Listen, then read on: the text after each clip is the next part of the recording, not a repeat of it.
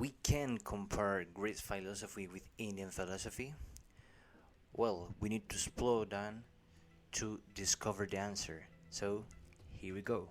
In India, there are so many different schools, well, philosophy schools, and at this point we can relation it with the branches of philosophy in Greece, like knology, epistemology, ontology, ethical, but we need to understand first what are the meaning or the thinkings of these schools. For example, if we talk about epistemology and logic, we have Nyaya.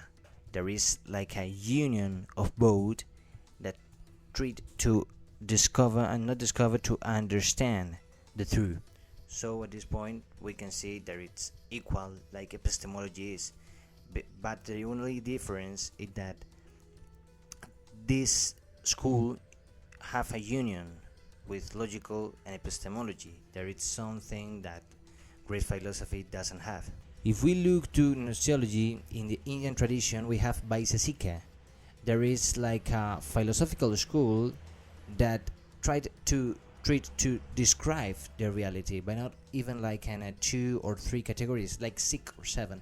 It's more expanded than the Greek philosophy, and that is not at all. Because if we see the Vedas tradition, we have another that is called Brahmansastra. There is another type of Gnostiology, so it's more extended than the Greek philosophy and such a more interesting. In the Greek philosophy, we have the ideas theory of Plato, but actually in the India we have Samkhya.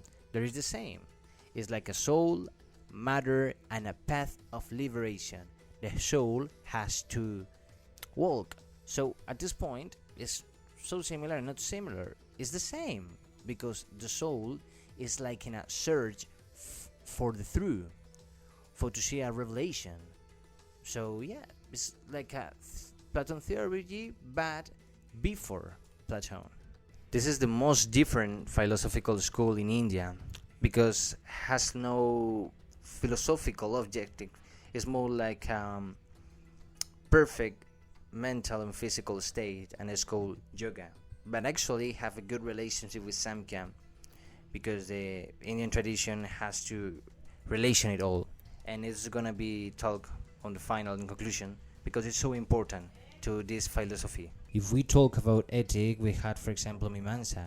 There is a ethical duty of like good behavior, like so similar like Kant, but not only Kant. It's like similar to a religion because that is actually a religion point or a theology point on the philosophical tradition in India, because its true relation is like with Dharma and to the good behavior, to a good person. Okay, so at this point this duty is the more ethical form that have in India. And the last is Vedanta. Vedanta is so important because have a lot of things like Gnostiology, but also dualism and eclecticism, and there's so many others because they say like reality like illusion. So at this point we need to exceed the reality to become like a soul or to become in a perfect state.